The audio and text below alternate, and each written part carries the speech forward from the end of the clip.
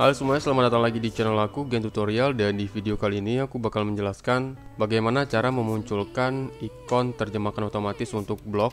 Nah, ikon ini berfungsi untuk menerjemahkan halaman berbahasa Inggris secara otomatis di Google Chrome kalian.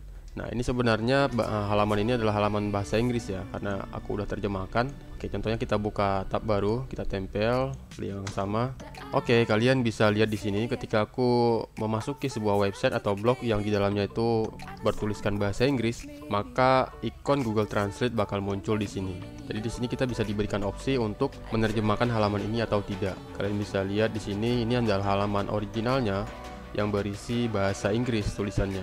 Kemudian kalau kita klik ke Indonesia, maka halaman ini bakal secara otomatis berubah tulisannya ke bahasa Indonesia, sehingga kita bisa lanjut membaca dengan mudah. Nah, penyebab ini bisa digunakan di Google Chrome kalian itu karena ada ikon Google Translate di sini. Jadi Google Translate ini adalah tool untuk menerjemahkan situs atau blog ke bahasa yang kita inginkan. Nah, gimana ceritanya kalau misalnya di Google Translate kalian itu, maksud aku di Google Chrome kalian itu tidak ada ikon ini, yang artinya kalian tidak bisa menerjemahkan website atau blog bertuliskan bahasa Inggris ke bahasa Indonesia. Aku contohkan.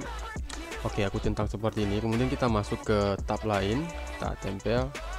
Oke, kita masuk ke halaman yang sama. Nah, kalian bisa lihat ini adalah halaman yang sama, tetapi simbol Google Translate-nya sudah hilang di sini. Nah, bagaimana cara memunculkannya kembali agar kalian bisa lanjut membaca artikel atau blog atau situs yang di dalamnya tertulis dengan bahasa Inggris? Caranya sangat mudah sekali ya, teman-teman. Ini kan nggak ada nih ya. Ini nggak ada ikon Google Translate-nya.